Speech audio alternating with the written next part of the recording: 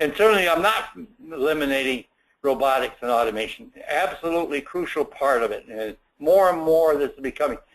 All the menial jobs should be handled automatically.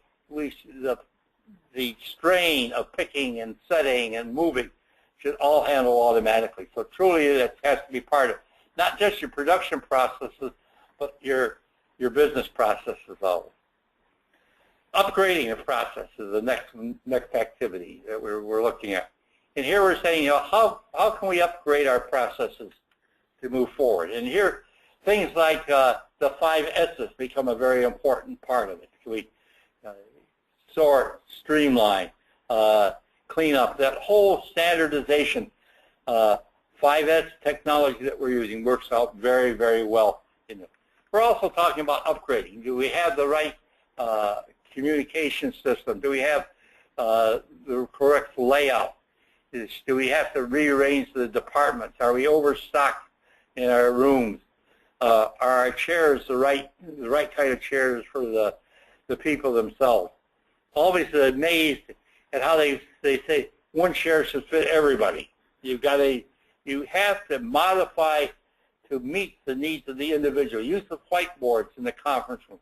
So we now look at how we can put equipment in place that's going to feed up this whole process. Certainly the visual office, very important side. We found out that out in the manufacturing floor, visual office was extremely important when they were looking at production, but also now using that same concept in the office area is absolutely essential part.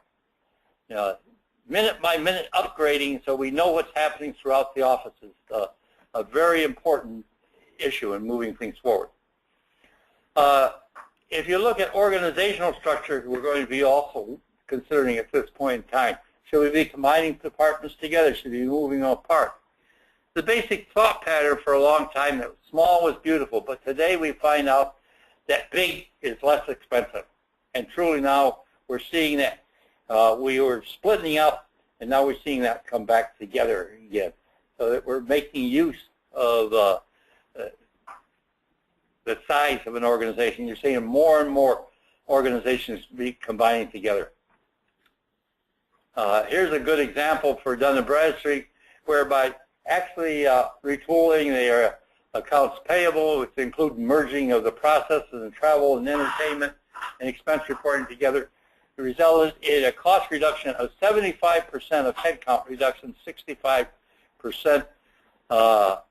So truly, combining things together now, reorganizing is an absolutely important part. So here, we're not just talking about the process, but how do we manage the system and how do we organize the departments that are involved.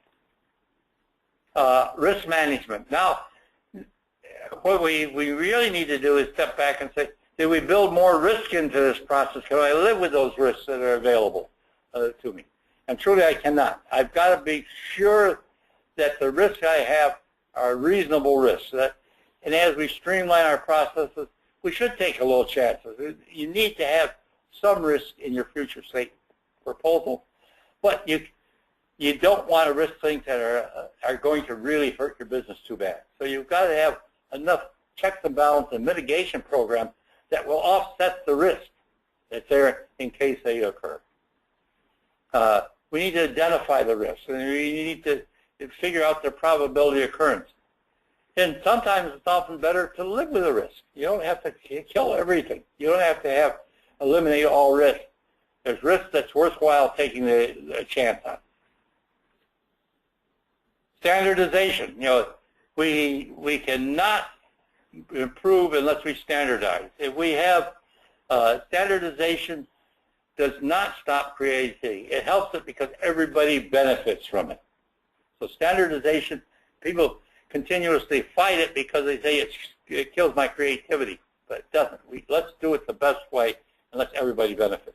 If you got 10 people doing a job, you got 10 different processes, and as a result, there's no way you can improve them. So you got to standardize with your process.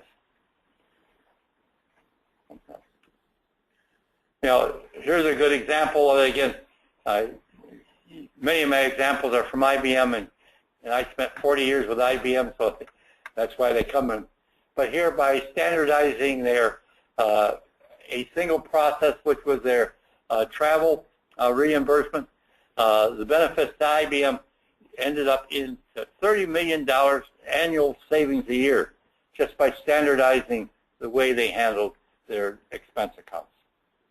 Last of all, we're looking at simple language. How are we going to communicate this to the people? And we find that we have a tendency to write things to impress our friends, and we got that in university because we tried to impress our professors. But you can't afford in business to write at anything at above a 10th grade level.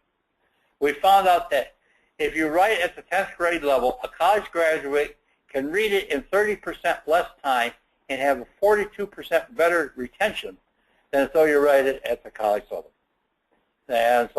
And remember that you've got to look at who's going to read it. Who's going to be the lowest educated level person that's going to read it, and you got to write for that lowest educated people. And if English or the language you're choosing is their second language, you got to write 2 grades lower than that. So truly simplifying our wording, the way we write, is an extremely important part in successful process operation. And there's certainly reading indexes that are available. Your computer will do it for you automatically. There's word counts that you can go and do it. These are things that are well understood, and you can easily take and check anything you're doing and say, what is the reading index for it? You know, there's a lot of good things out there. The Lord's Prayer,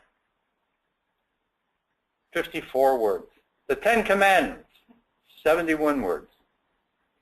Gettysburg Address, Lincoln's famous address, 266 words. Declaration of Independence, 300 words.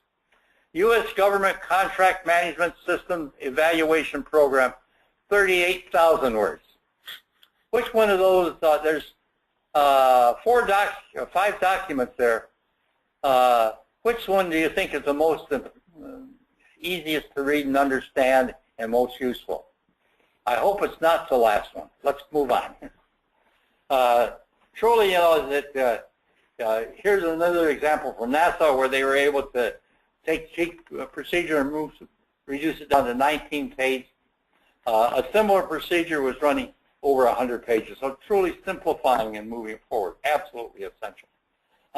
Here's some work that was done in Great Britain. Customers lost baggage were running 50,000 bags a year. Old form had 55% error rate. By just changing the form, reduced it down to 3 errors. British Department of Defense and Travel, new form cut error rate by 50%, time required to fill it out by 10%, processing time by 15%. You can't afford to have your IT shop do their screens because they're not the ones that's going to use them, and they make them over complex. You've got to have the screens done thinking not about what the computer is going to use it, it's the person that's putting the information in. Your IT shop will want to fix it for the computer. That's not the important one.